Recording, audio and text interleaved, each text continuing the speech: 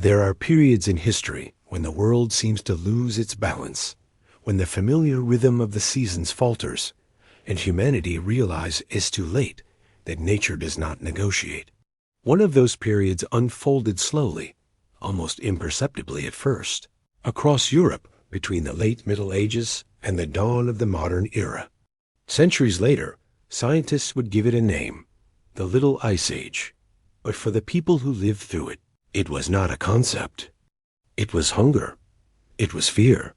It was winter that refused to end. Temperatures dropped gradually, generation by generation, until cold became the dominant force of life. Winters grew longer and harsher. Summers shortened and weakened.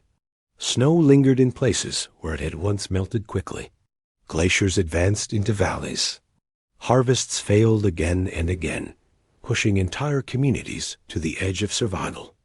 Rivers that had flowed freely for centuries began to behave strangely, slowing under the weight of ice that formed earlier each year and melted later, if at all. In England, the effects were impossible to ignore. The Thames was not just a river. It was the spine of London itself. It carried food, people, news, commerce, and power. Ships crowded its waters, and the city lived by its movement. For generations, no one believed such a river could truly freeze. And yet, winter after winter, the impossible began to happen. Ice formed along the banks first, thin and fragile, breaking apart with the current. Then it thickened. Then it stretched outward. Eventually, during the coldest decades of the Little Ice Age, the Thames slowed enough for ice to lock into place.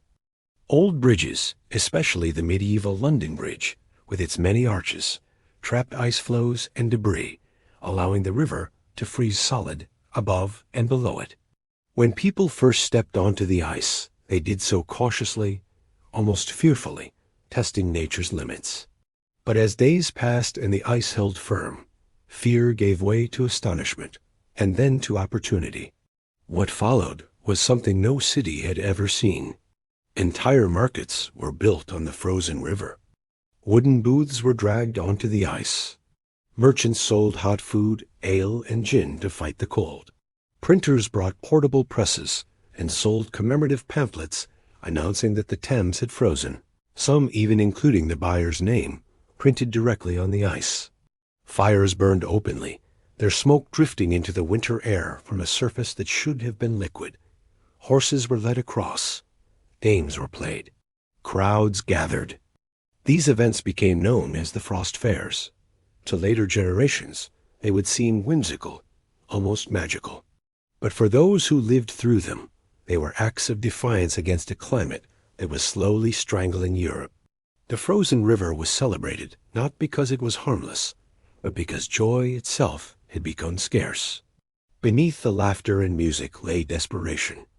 Crops had failed. Food was expensive. The poor froze in their homes. The ice fairs were moments of communal survival, carved out of suffering.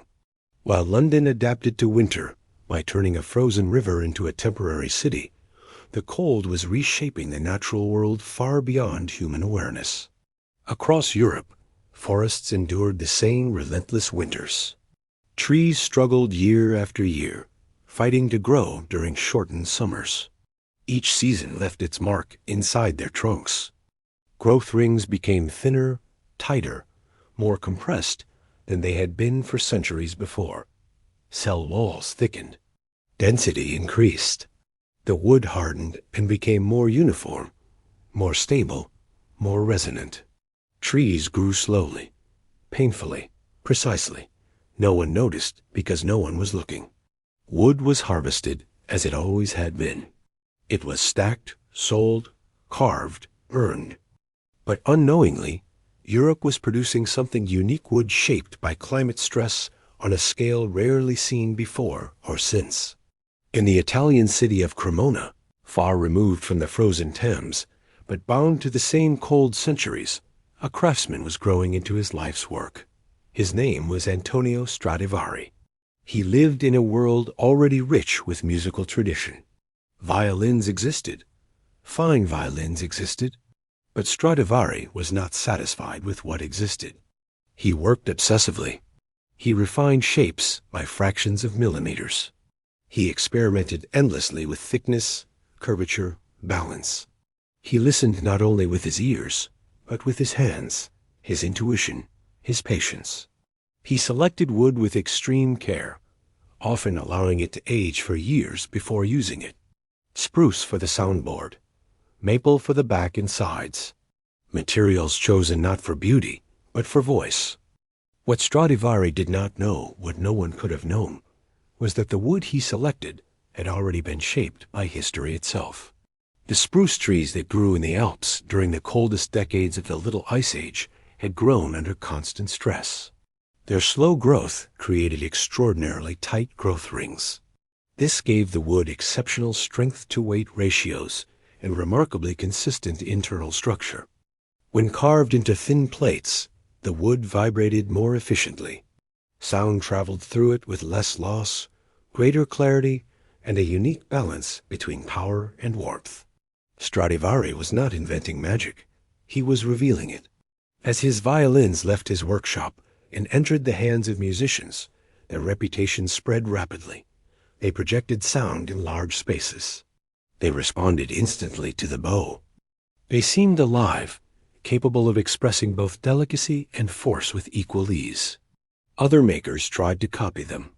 Measurements were taken. Shapes were imitated. Varnishes were analyzed. But the sound could not be replicated. Centuries later, scientists would examine Stradivari violins using modern tools and uncover the silent partner behind their brilliance: climate. The wood itself carried the signature of the Little Ice Age, not just craftsmanship, but centuries of cold encoded into cellulose and fiber. Meanwhile, the frozen Thames began to disappear. By the early 19th century, the climate slowly warmed. Engineering projects reshaped the river. Old bridges were replaced. Embankments smoothed the flow. The conditions that allowed the Thames to freeze vanished. The last great frost fair took place in 1814. After that, the river never froze solid again, just as the forests never grew the same way again. Trees began to grow faster. Growth rings widened. Density changed. The unique material that Stradivari had worked with became a historical accident, something that could no longer be reproduced, no matter the skill of the maker. Today, Stradivarius violins exist like time capsules.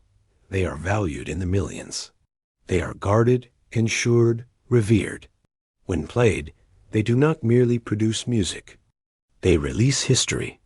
They vibrate with centuries of cold, of frozen rivers, of struggling trees, of human endurance.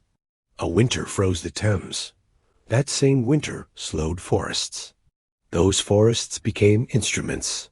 And in this way, climate silent, invisible, unstoppable left its fingerprint not only on rivers and cities, but on sound itself. The ice melted. The fairs ended. The world moved on. But the music still remembers.